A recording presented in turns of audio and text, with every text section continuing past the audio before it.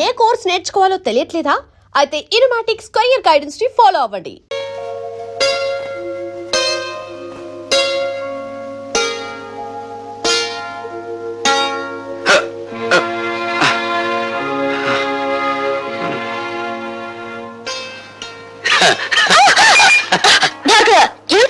రోజా darling, ఇంకా చూపుల దగ్గరే ఉన్నావా?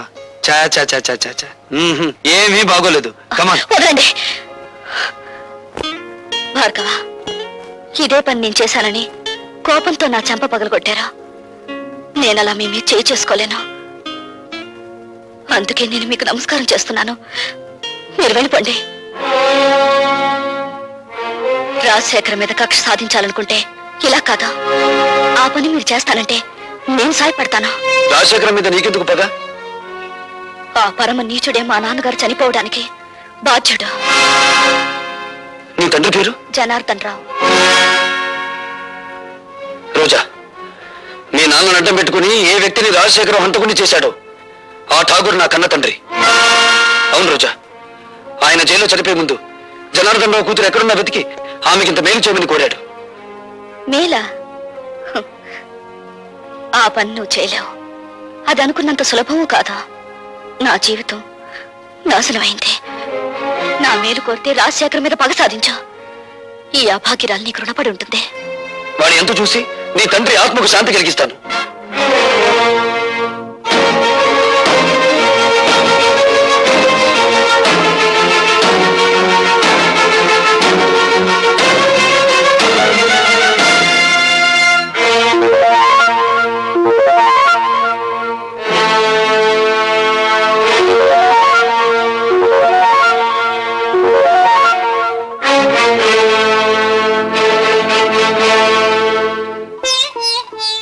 మగవాళ్లే గాని ఆడవాళ్లు రారే.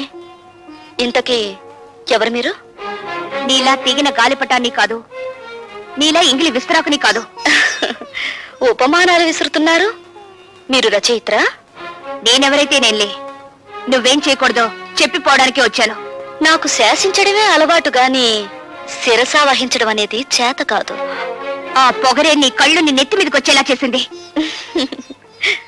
నెత్తి మీద మా కళ్ళు లేకపోతే ఆకలి పెంచుకుంటూ వచ్చే రసికులందరూ మా కాళ్ళు పట్టుకోరుగా. నువ్వు ఆడదానివా, ఆడించేదానివా? ఆటలు ఆడిస్తాను, రాగాలు తీయిస్తాను, నవ్వులు నవ్విస్తాను. ఏడవకుండా ఇతరుల్ని ఏడిపించగలవు కూడా. అవునా? నువ్వు ఒట్టి రచయిత్రవే అనుకున్నాను. శూర్పణఖలా ఉన్నావే. కాదు, రాముణ్ణి ప్రేమతో కోరుకుంటున్న సీతను నేను, కామంతో దోచుకోవాలనుకుంటున్న శూర్పణఖవి నువ్వు. నా మీదంత నింద వేస్తున్నావే. నీకేం ద్రోహం చేశాను? ప్రేమ పెళ్లి అనే పదాలకు అర్థం తెలుసుకుంటే నువ్వు నాకేం ద్రోహం చేశావో నీకే తెలుస్తుంది. ప్రేమ ప్రేమ అనే పదానికి అన్నప్రాసన రోజునే నీళ్లు వదులుకున్నాను. పెళ్లి అనే మాటకి అక్షాభ్యాసం నాడే అర్థం మర్చిపోయాను. శీలాన్ని సమర్థబంతిలోనే చుట్టి వీధిలోకి విసిరిపారేశాను. అవేమీ ఇక్కడ దొరకవు. సుఖం భోగం అనే రెండు మాత్రమే ఇక్కడ దొరుకుతాయి. మీ చేతుల్లో చిక్కుకున్న విలాస పురుషుల భార్యల కన్యలు దొరకవా ఇక్కడ? మీరు భార్గవ భార్య? ఆ అదృష్టానికి నువ్వే దూరం చేస్తున్నావు. చూడండి, భార్యకు భర్త మీదే అధికారం ఉంటుంది, కానీ విలయాలకి ఊళ్ళో వాళ్ళందరి భర్తల మీద అధికారం ఉంటుంది. షరాప్! కోపం దేనికి? ఇంకా పెళ్ళవకుండానే ఆయన మీద నువ్వు అధికారం చేయాలనుకుంటే నా పక్కదాకా వచ్చాడే, మరి నేనెంత అధికారం చెలాయించాలి? విలయాలకి ప్రేమ విలువ తెలీదు. గుప్పెడు మల్లెపూలతో, అప్పు తెచ్చుకున్న నవ్వులతో, దాచిపెట్టుకున్న వయసుతో మగవాణ్ణి సొంతం చేసుకోవాలని చూస్తారే గాని గుప్పెడు మనసుతో కాదు. ఆ మనసు నాకుంది. ప్రేమించిన వాడు దూరం అయినప్పుడు ఆ మనసు పడే తపన, ఆవేశాన్ని ఈ ప్రపంచంలో ఏ శక్తి ఏమి చేయలేదు. నువ్వెంత అమ్ముడు పోయే ఆడదానివి. భగవంతుడా, జైల్లో రాక్షసు లాంటి మనుషుల మధ్య బ్రతికొచ్చిన మా అన్నయ్య మానవత్వాన్ని మర్చిపోయేలా ఉన్నాడు. మళ్ళీ మంచి మనిషి కావాలని దీవించు స్వామి.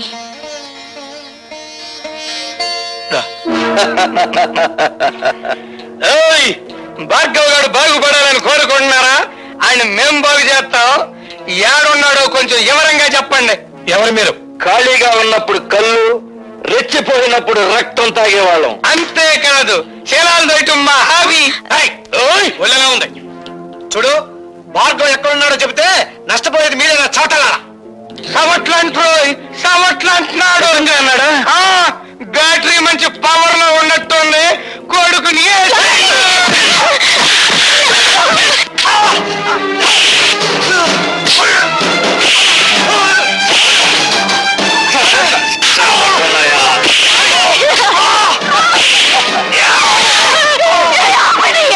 అయ్యో భగవంతుడా గారికి చెప్పండి మంత్రి గారు జోలికొస్తే కంత్రి పనులు చేస్తామని మరేం పర్వాలేదమ్మా, ఇదేం ప్రమాదకరమైన గాయం కాదు. ఏం జరిగిందమ్మా? ఆ దాసుగారు మనుషులు వచ్చి వద్దు పద్మ, జరిగిందేమిటో తెలిస్తే వాడు ప్రాణాలు మీదకి తెచ్చుకుంటాడు. జరిగిందేమిటో నాకు తెలిసిపోయిందిరా. ఇక జరగాల్సింది రాజశేఖరానికి తెలియజేస్తాను. ఇంకెందుగా ఏడుస్తా తమ్ముడు.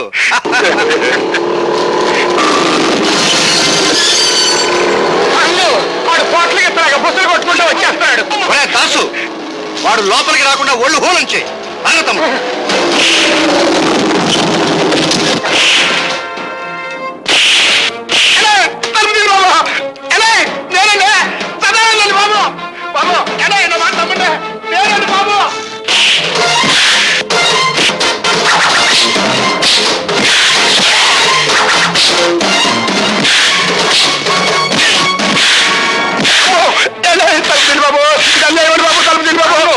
ఆడి బ్యాటరీ ఈక్ అవుతున్నట్టుంది. తలుపు తీద్దామా?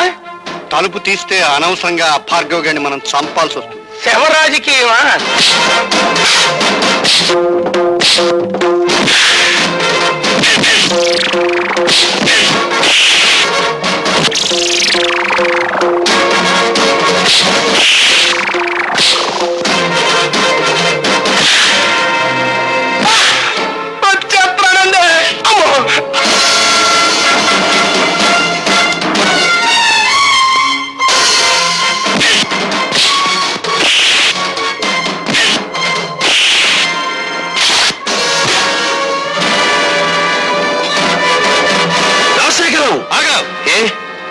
ప్రాణాలు తీసే నీకు ప్రాణభీతి పుట్టుకొచ్చిందా? తుపాకీ చేత పట్టావు. ఇది ప్రాణభీతి కాదు, ప్రాణాలను తీసే రాజనీతి. నా ప్రాణాలు తీయడానికి నీ దమ్ములు, నీ ఇన్నపెట్టెలో ఉన్న సొమ్ములు చాలవురా. ఒరేయ్, నా తల్లి శ్మశానంలో పిడికెడు బూడిదగా మారడానికి కారణం నువ్వు. నా తండ్రి నా కళ్ళ ముందే రక్తపు మడుగులో కళ్ళు మీయడానికి కారణం నువ్వు. నాకు మిగిలిన ఒక్కగాను ఒక ఆత్మీయుడు శంకరం. అతన్ని కూడా మీరు చంపాలని చూస్తే ఈ భార్గవ రాముడు కాక తప్పదురా అని ఒక్క రోజుతో నేను చంపను రాజశేఖరం. నీ పాపాలు వెలుగులోకి తెచ్చి అదంతా తేలికనుకున్నావా? ఎస్, జలగంగ పథకంలో ఇంజనీర్ ని చంపి మీరు డబ్బు కాజేసిన ఫైళ్లు, ప్రజా వైద్యశాల పెడతానని చెప్పి ప్రైవేట్ హాస్పిటల్ గా మార్చుకున్న ఫైళ్లు, బట్టబయలు చేసి నిన్ను వీధుల్లోకి ఈడుస్తాను. ఆ ఫైల్ ఉన్నాయో మన నాకే ఇంకా చెప్పాలా, నువ్వెవరు తెలుసుకుంటా? సాక్ష్యాలు సంపాదించి తీరతాను. మీ ప్రాణాలు అంతరిక్షంలోకి పంపించి తీరతాను. అన్నో తమ్ముడు, ఆ భార్గవ్ గారి చేతికి సాక్ష్యాలు దక్కడానికి వీల్లేదు. సదానందంతో చెప్పి గొడవల్లో ఉన్న ఇనుము సిమెంట్ ఊరు దాటించు. ఎలా సాధిస్తాడో నేను చూస్తాను. అట్లాగే.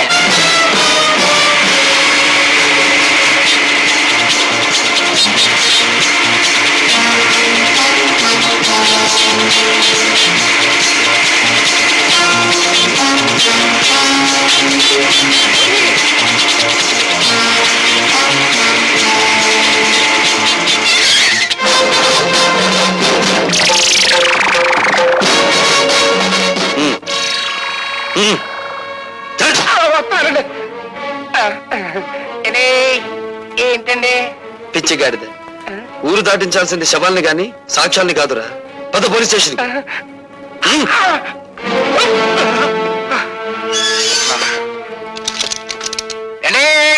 ఇదేం బాగాలేదండి. నోర్మై, నన్ను సెల్లో మూసేసి నోరు మూయమంటారేటండి? ఎంత తిరిగి నేను ఎప్పుడు చూడలేదండి. అండి, పోలీస్ మినిస్టర్ గారి దగ్గర నుంచి అయ్యి ఉంటది. పోలీస్ స్టేషన్ లో భోజనానికి ఇబ్బంది, ఓ మంచి క్యారియర్ పంపించమనండి. హలో, నేను మినిస్టర్ గారి తమ్ముడిని మాట్లాడుతా ఉండా. ఏమిటి? ఏంటా బ్యాటరీ మంచి ఛార్జింగ్ లో ఉందా? మా సదానందాన్ని బొక్కలో దొరికించావట. నీ ఒంట్లో ఎలా ఉంది? మనకేంటి, మన బ్యాటరీ ఎప్పుడు మంచి ఛార్జింగ్ లోనే ఉంటది. ఛార్జ్ షీట్ ఎప్పుడు పెడదావా, నువ్వెక్కడ దొరుకుతావా నేను ఎదురు చూస్తున్నాను. మినిస్టర్ గారి తమ్ముడితో మాట్లాడుతున్నానని జ్ఞాపకం పెట్టుకో. 10 ఏళ్ల రాజుల రోజులు నడిచేయి, ఇప్పుడు రాజకీయాల రోజులు నడుస్తున్నాయి. అధికారం మాది, సొమ్ము మాది, సోకు మాది. శిక్ష కూడా మీదే. అబ్బా ఇసిగిచ్చమాహవయ్యా, సదానందాన్ని వదిలేస్తావా? మొన్నయ్య చేత టెలిఫోన్ లో మాట్లాడించమంటావా? నువ్వెవరితో మాట్లాడినా వాడు 7 చువ్వలు దాటి రాడు. Put off the telephone. ఏయ్! నీ బ్యాటరీ ఈక్స్ లేకపోతే నేను మినిస్టర్ గారి తమ్ముడినే కాదు. ఏమన్నాడు రా? జంజమాస చెంచనాకి ఫోన్ లో మాట్లాడిన తర్వాత తమ్ముడు గారి పేసు చీటపకాయలా. నేను డైరెక్ట్ గా ఫోన్ చేస్తే దాన్ని రికార్డ్ చేసి పార్టీ ప్రజలు పంపిస్తాడేమో భయంతో నిన్ను ఫోన్ చేయమన్నాను.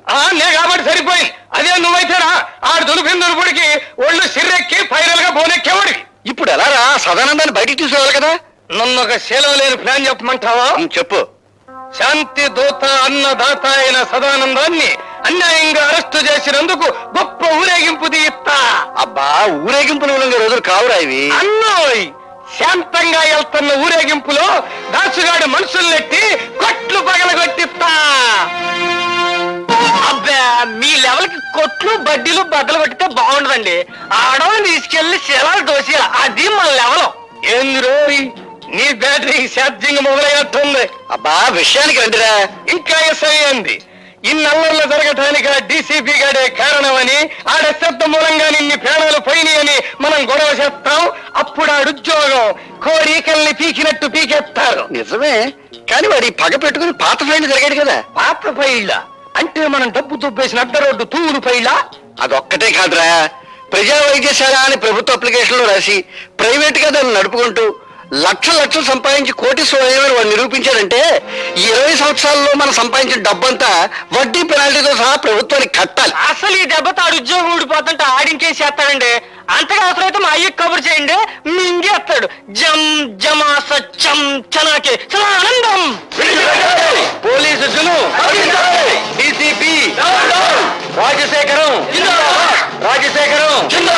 డీసీపీ పోలీసులు.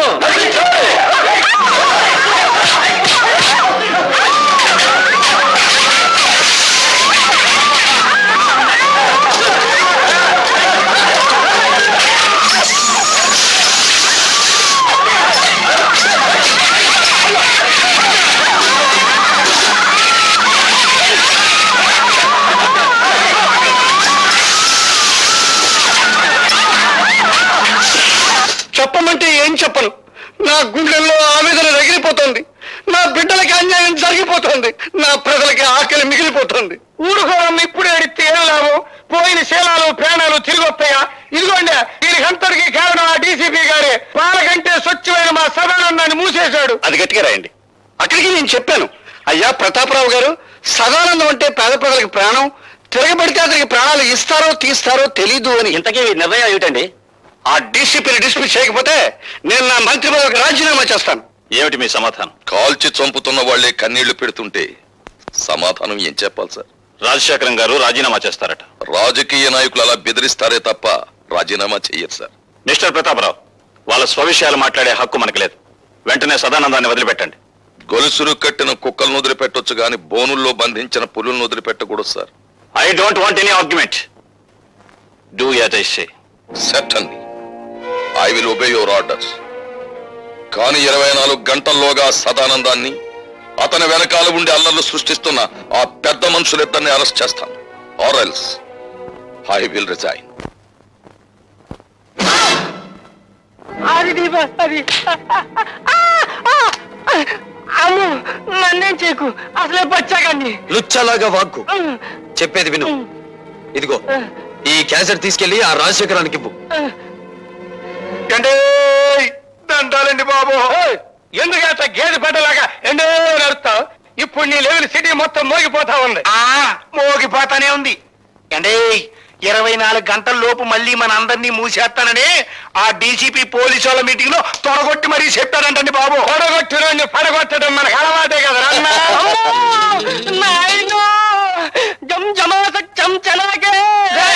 ఎదుగుతలకు ఎసై చెప్పండి బాబు. ఈడిట ఏడ్చాడంటే నట్టింటో గుడ్ల కోపు కూసినట్టే, ఎవరి ప్రాణాలు నెట్ట నిలువునా లేచిపోయినట్టే. అమ్మో, తిరిగి అయిపోకవయ్యా, వాళ్ళు జిల్లుమంటుందే. అబ్బా, విషయం ఎవడో చెప్పరా, అసలు మన రోజులు బాగులేవు. ఆ భార్గవ్ గాడు నన్ను బచ్చా ఆడుకున్నట్టు ఆడుకుని ఈ క్యాసెట్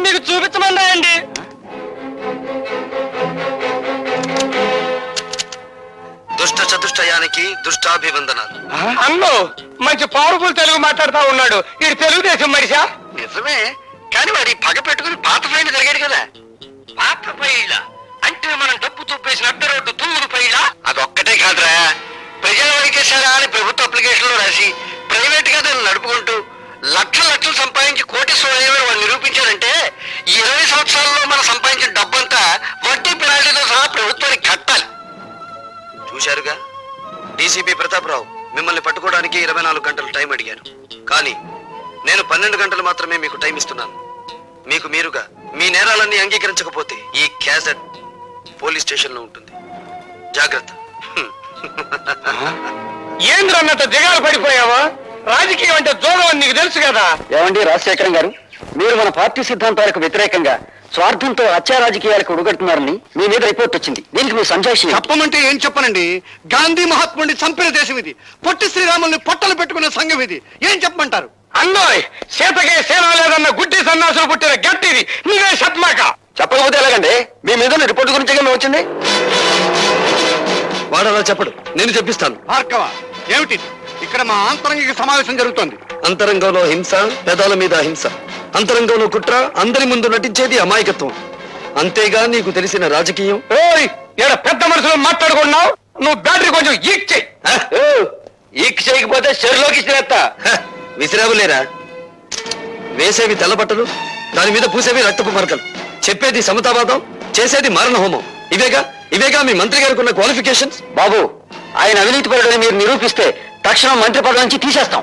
మీ పార్టీకి సిద్ధాంతాలుంటే 6 గంటల్లోపు మంత్రి ముసుగులో వీడు చేస్తున్న తాంత్రిక విద్యలని నిరూపిస్తాను. వీడిని పదవి నుండి దించి వీధుల్లోకి విసిరేస్తారా? ఇదిగో కుర్రాడంటే పోట్లకెత్తలాగా బుసలు కొట్టబాక. ఒరిజినల్ క్యాసెట్ నా దగ్గరే ఉందిరా మూర్ఖ. రాజశేఖరం, ఆ కుర్రాడేసిన నిందలకి మీ సమాధానం ఏంటి? నేను నిర్దోషాన్ని నిరూపించుకోవడానికి సిద్ధంగానే ఉన్నాను.